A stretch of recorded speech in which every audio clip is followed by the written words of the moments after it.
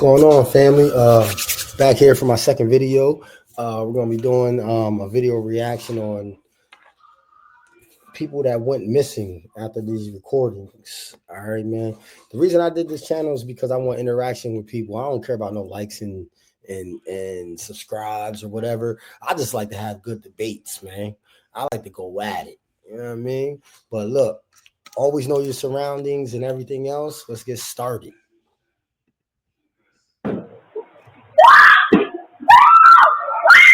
Warning, this man may kill you. That's crazy. Yeah, stop! Yes, I am. I'll pull her out. These are the final moments of victims captured on camera before they went missing. Let's start with a homemade video that captures the moments before a 14-year-old girl went missing. On October 12th, 2011, 14-year-old Cheyenne went missing, leaving behind a note telling her parents not to worry, that she loved them, and that they shouldn't. Any note like that, that shit's fake. Somebody else wrote that, or somebody made her write that. Look for her because she didn't want to be found. With no other leads, officers closed the case as a missing person matter. However, in early 2013, homemade videos Cheyenne had recorded resurfaced, casting suspicion on her stepfather. That's that creepy guy that lives downstairs. Oh, I mean, my stepdad, Terry. You know, I'm really bored. I wonder if I got anything to do. Man. I know what I can do.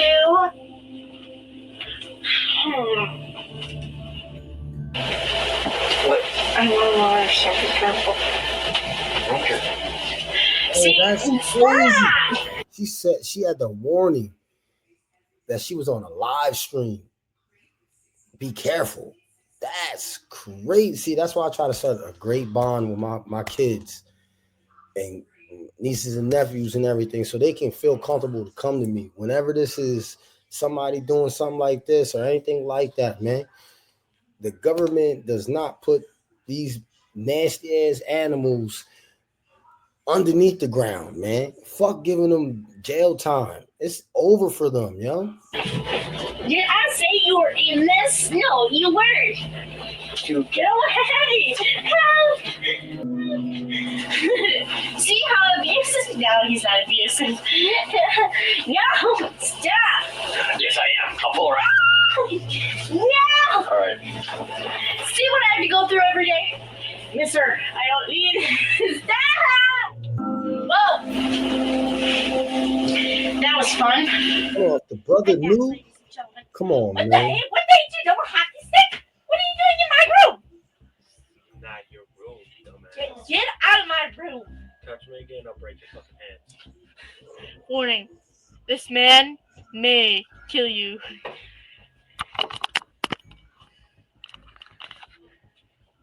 Oh my God, yeah! I think we should shoot you in the head. Shut up. Screw up. No. I wanted to introduce you to someone. Was that the brother? This is our son, There's two people in Franklin. there. Was it the Detectives brother? brought Abbas in for questioning. After lengthy and intense interrogations, detectives finally broke him down, and he confessed. You got your man. There you go, Tyrians. That's one thing we should all agree on, yo. Before I knew it, No matter what's I was standing over a body. Last thing I remember, my head was over her neck for some reason. Every kid's innocent, my boy. Just over, and I couldn't do what. 28 years, yeah, they go out and Squeezing crazy. again. But my life is over. It's been over for a long time. I just didn't have a face reality. We're through that. Abbas confessed to sexually assaulting his stepdaughter, Cheyenne, for years. When she threatened to tell her mother, he lured her outside at night, strangled her, and buried her in a 5-foot grave he dug less than 100 yards from their home, where police the later mom found her didn't even peep remains. what's He also going on. admitted That's tricking crazy Cheyenne thing, into yo. writing the farewell Why is- note discovered after her disappearance, claiming he told her to write it as a prank on her mother, but kept it to mislead investigators. Abbas was convicted of first-degree murder and sentenced to life in prison. Life in prison, Next bro. up, a chilling call Death recording recording captured the final moments before a woman who had accepted a free ride from a stranger went missing. Yo, where are we going? You better not take me anywhere I don't want to go. I want to go into the city. This was the last time anyone ever heard from 20-year-old Amber Tuckero. On August 18th, 2010, Amber, who had traveled to Edmonton, Canada for a short vacation with a friend and her 14-month-old son, accepted a ride from an unknown man. When she didn't return that night, her friend reported her missing. For 2 years, there were no leads until a chilling phone call recording of Amber's voice, captured in the stranger's car, was recovered and released by police. Where are we by? We're just heading south of Beaumont, or north of Beaumont. We're heading north of Beaumont. Yo, where are we going? No, this is a... Are you f***ing kidding me? You better not take me anywhere I don't want to go. I want to go into the city. Why would you take No, we're not going into the city, are we? First of all, man. No, we're not. No, where are these roads going to? 50th Street. 50th Street. Are you sure? No. Absolutely. Yo, where are we going? 50th Street. 50th Street. Woman, she carry a pocket knife. Matter of fact, a machete in her purse, bro. That purse can carry a sword. Stop putting swords in your purse. Y'all big body purses. Come on, man. Use that Stanley Cup. The man lied to Amber, claiming he was taking her to Edmonton, but drove her to rural Leduc County just 4 days after police released the phone conversation. Horseback riders discovered Amber's remains in a bush in Leduc County. She was positively identified through dental records. To this day, the man from the call has never been identified, and the circumstances surrounding Amber's death remain a mystery. Next, street CCTV captured the moments before a nursing student went missing on campus, later revealed to have been murdered by an undocumented immigrant. I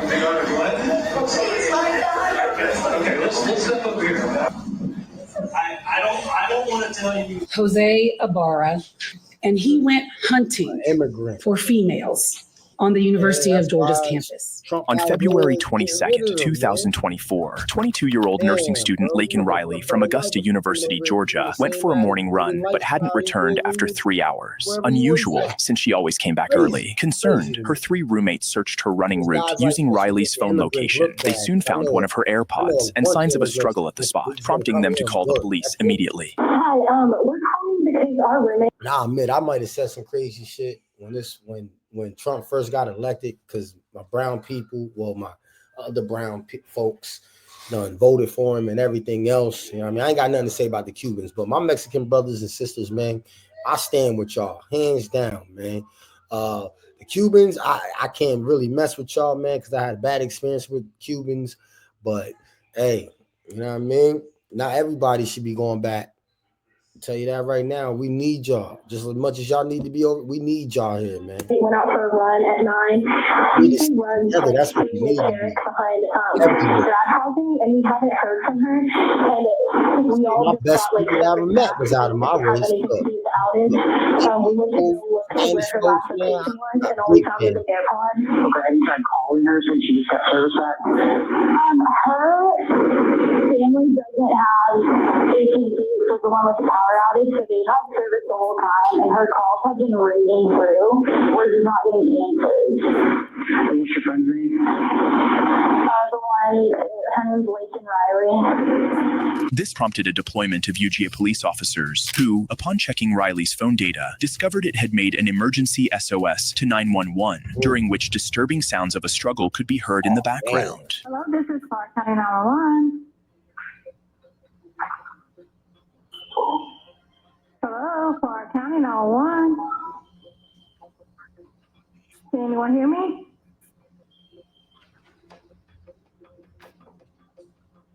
Yo, carry a knife, man. This shit breaks my heart seeing shit like this, yo. Carry a knife or something, man. So when you get the chance, you stab that man right in his neck. Ah, he ain't gonna do nothing. Or stab him in his private area. County 911. You know what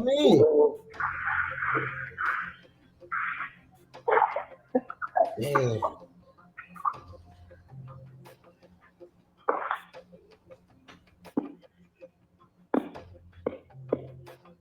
Yo Tango. That's crazy. Damn, I hate these. You know what I mean? But listen. With evidence of Riley being attacked all but confirmed, This is officers used her fucking iPhone crazy. location to Take set up a everything out. perimeter and search the area where her phone had last pinged. Sadly, when they found her, what everyone feared had already happened. To the university, I found it. Ma'am. Oh. I need EMS immediately to the location where the phone pinged. Police found Riley's body, but all life-saving efforts were unsuccessful. An autopsy later revealed she died from multiple blunt force injuries to the head, brain bleeding, and asphyxiation. With her body recovered, the next step was to break the devastating news to her mother, younger sister, and roommates, who had been anxiously awaiting updates.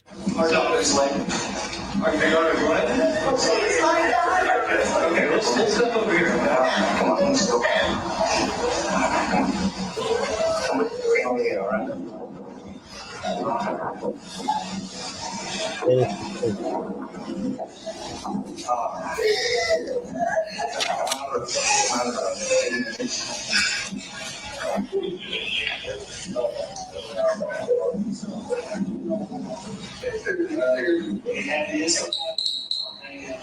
It's not good.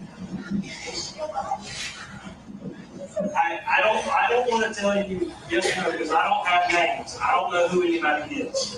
This is pretty serious.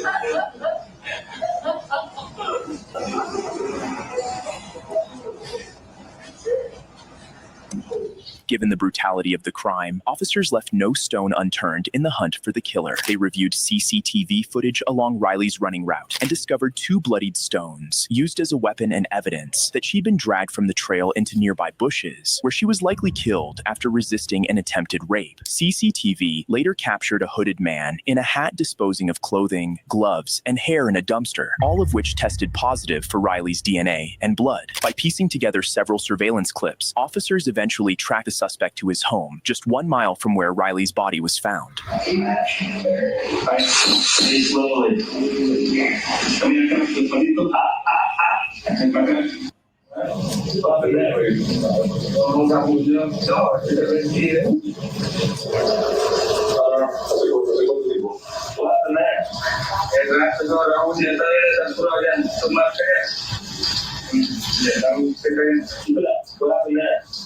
The suspect was identified as 26-year-old Jose Ibarra, an undocumented immigrant with ties to a local Venezuelan gang, a criminal record, and several outstanding warrants. Officers noted unexplained scratches covering his body and found photos on his phone showing him wearing the same hat and clothes from the day of the murder. Most damningly, his DNA matched samples from the crime scene and Riley's body, while Riley's DNA was also found under his scratches. CCTV also captured him trying to break into another woman's home that morning, suggesting he had been hunting for victims. Jose Ibarra was charged and convicted of malice murder, felony murder, kidnapping with bodily injury, aggravated assault with intent to rape, aggravated battery, hindering an emergency telephone call, concealing the death of another, and peeping Tom. Count 1, malice murder. I find the defendant guilty. He was given the life sentence. Next is a terrifying moment captured on camera involving an attempted kidnapping. On Sunday, June 29th, a male suspect committed a robbery inside a local business. He then forcibly removed a female employee from the store and dragged her outside.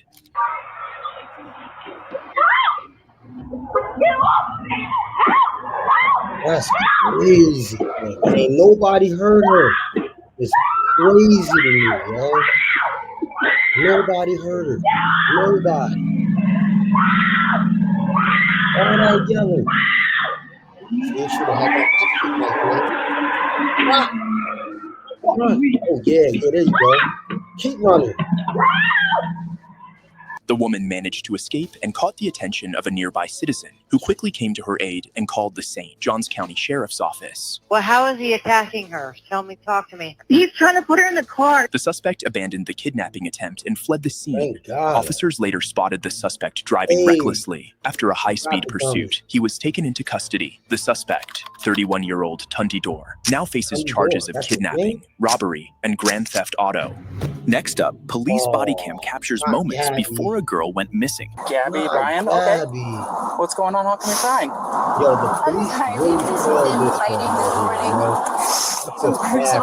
one. On August 12th, 2021, Moab police in Utah responded to a domestic violence call involving 22-year-old Gabrielle Petito and her fiancé, 23-year-old Brian Laundrie, who were on a 4-month travel vlog across the U.S. Witnesses had reported that both parties had been hitting each other. What's your guys' names? Somewhere. I'm Brian. Gabby, Brian, That okay. man Brian somewhere What's going on? alive, How come you're yo. crying? I'm telling you, his parents, Some personal issues, and I just quit my job to travel across the country, and I'm trying to start a blog. Okay.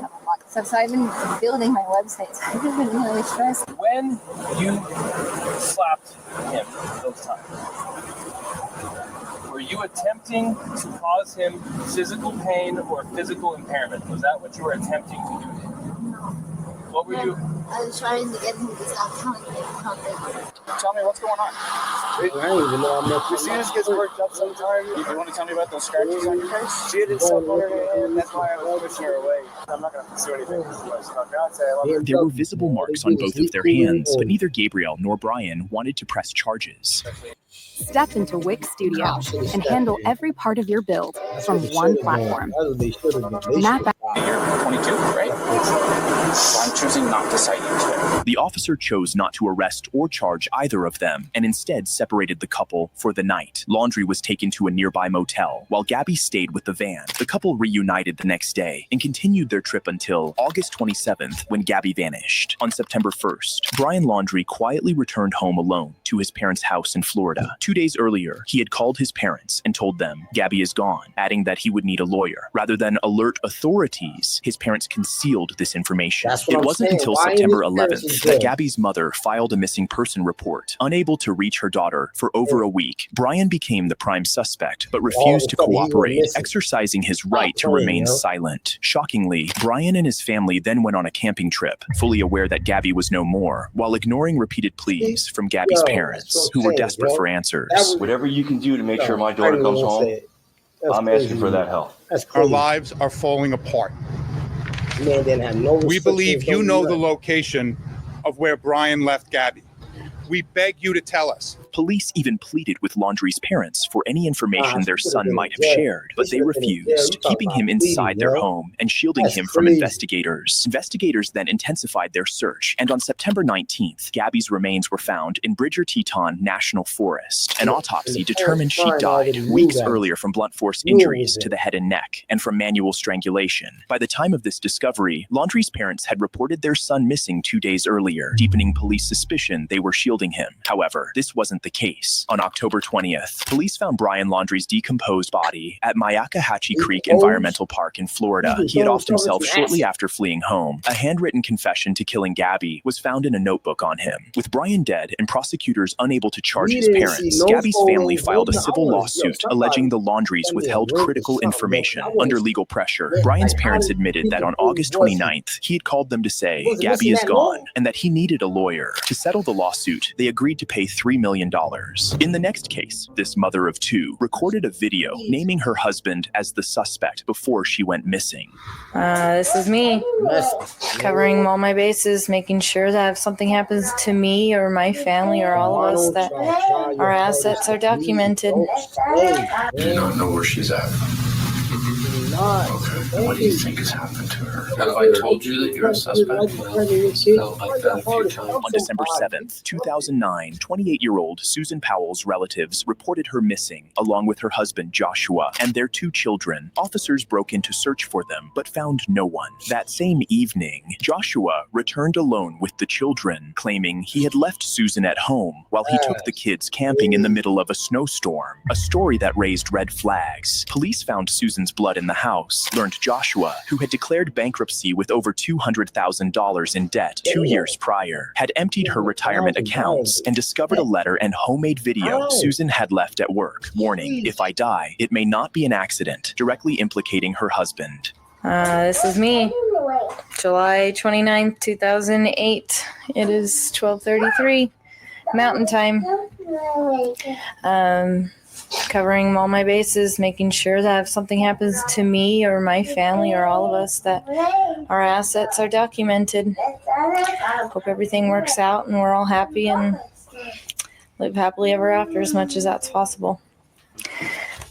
Charlie, say hi. This is all stuff bought in a year or less through Home Depot on my credit.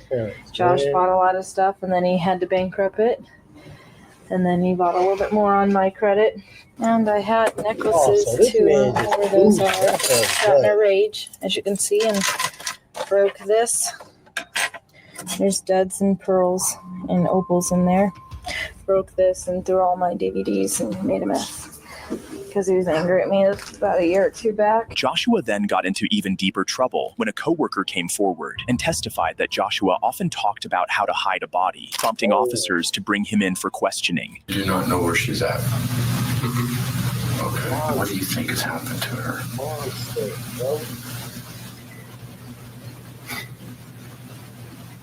I need you to tell me what you think has happened to her. I don't think she would leave on her own. Have I told you that you're a suspect? Well, it's felt like that a few times. You have the right to remain silent. Anything you say can and will be used against you in the court of law. One of our detectives just interviewed your children. And your children are telling our detectives that Mom went with you guys last night. Oh, and then she didn't come back. Got you. She did not come with us. You could leave anytime anyways. Yeah. I mean, let me think about it for a couple days. And your wife is missing, Josh. Yeah, but I've already... And you want to think about it for a couple of days? I've already answered everything. I told you I would answer everything. The interview only made Joshua appear more suspicious, but with insufficient evidence, he was released. Joshua quickly left the state with the kids, prompting Susan's parents to fight for and win custody, arguing the children weren't safe with a murder suspect. On February 5th, 2012, 3 years after Susan's disappearance, a social worker brought the children to Joshua for a supervised visit. Joshua dragged the kids inside, locked the door, and then set the home on fire, offing himself and both children. Susan's parents sued the state DSHS for negligence and won $98 million settlement. Thank you for watching. Please like, subscribe, and watch this one. Before that, I even said it on my other video that a mother was beating her child, that children's youth is like literally a waste of money, a waste of time. These people do not care about kids, man. I think if they're hiring people, they should hire family members, moms and dads and stuff like that who got a family at home, because then they will understand the pain and everything else. This is crazy, man. This world is just wild, yo. But stay tuned for other videos. Let's go. Come on, man.